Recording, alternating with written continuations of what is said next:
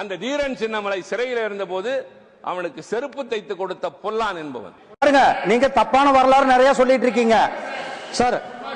தலைவர் அவர்களே, உங்களுக்கு தெரியும், நீங்க தமிழ்நாட்டில இருந்து வந்திருக்கோம். அவர் தொடர்ந்து ஆரம்பத்திலிருந்து அவருடைய பேச்சு ஆரம்பிச்சதுல இருந்து தப்பான தகவல் சொல்லிட்டு இருக்காரு.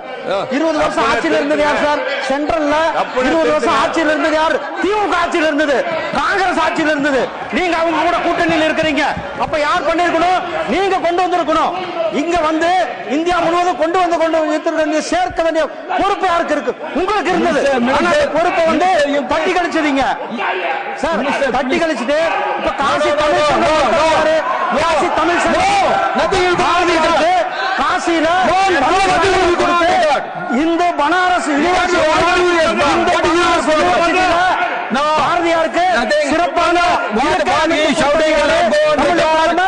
நரேந்திர மோடிஜி அவர்கள் ஆசாதிக்கு அமிர்த் மகா உற்சவம் கொண்டாடும் பொழுது அங்க வந்து 3 பேர் கூலிக்காவன் அவர்களையும் வேலுநாச்சியார் அவர்களையும் நம்முடைய பிரதமர் அவர்கள் கொண்டாடினார்கள். அவர் தப்பான ராணி அப்பாக்காவை பத்தி சொன்னாங்க. ராணி அப்பாக்காவை வந்து 75வது ஆண்டு சுதந்திர ஆண்டுல நாம் கொண்டாடினோம்.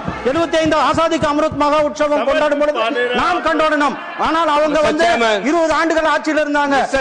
காங்கிரஸ் கூட தான் கூட்டணியில் இப்ப இருக்கிறாங்க. அப்ப ஆட்சியில் இருக்கும்போது என்ன பண்ணிட்டு இருந்தாங்க?